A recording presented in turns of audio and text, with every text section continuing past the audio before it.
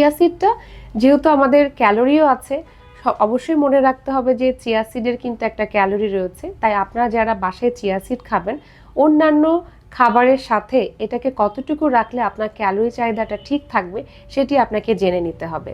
তো চিয়া সিডটাকে পরিমিত মাত্রায় আপনি অবশ্যই ভিজিয়ে নিতে হবে, কেননা চিয়া সিড একটি সিডস যেটা যদি পানিতে যদি শোষণ করে যদি এটা জার্মিনেট না হয়ে যায়, তাহলে কিন্তু এটা আবার অনেকের জন্য হার্মফুল হতে পারে।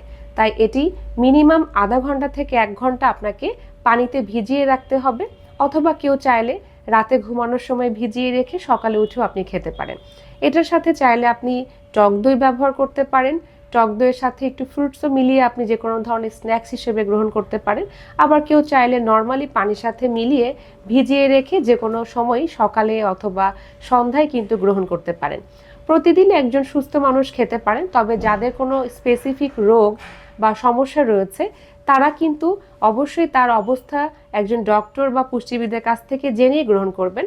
একদম কেউ বললো বা আমি বলে দিলাম জন্যই যে আপনি এখনই চিয়া সিড খাওয়া শুরু করবেন, ব্যাপারটি কিন্তু এরকম নয়।